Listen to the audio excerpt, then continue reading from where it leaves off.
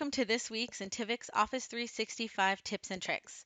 My name is Brandy, and today I'm going to show you a quick Outlook feature that is often overlooked and, in my opinion, underrated. I'm sure many of you know how quickly the size of your inbox can grow, causing it to become a bit unruly and quite difficult to manage.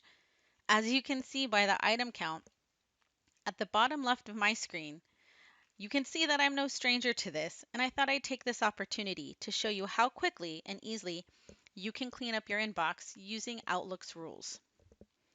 Take note that the bottom count at the left of my screen is at 1689.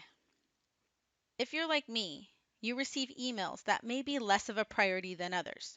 You want to get to them, but you do not necessarily need them in your inbox as more of a high priority read this now type email.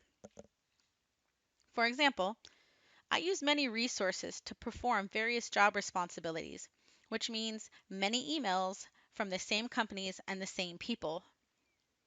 Think of an email, a name, or a company that you receive many emails from that you do not necessarily need to read right away. And now let's create a folder for those emails. I went ahead and already created a new folder in my marketing campaigns. So once your folder is set up, go back to your inbox and locate the email from a person or company that you wish to create a rule for. Next, right-click on that email and scroll down to Rules, then click on Create Rule. So we first want to set our conditions. I'm going to click the From button. Again, this could be from a person or a company. This is telling the rule to send all the emails from this person or company to a specified folder.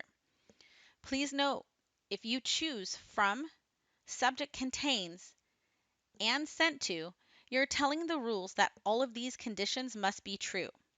Think of it as an and statement. If the email is from Robin Robbins and it contains important and it's sent to only me, then can you move this email? I want all of Robin Robbins' emails to be moved to the new folder. So I'm going to leave it just from Robin Robbins. Next, I need to tell Outlook what to do with these emails. I definitely want to be made aware of when new emails are coming in, so I'm going to choose Display in the New Item Alert window.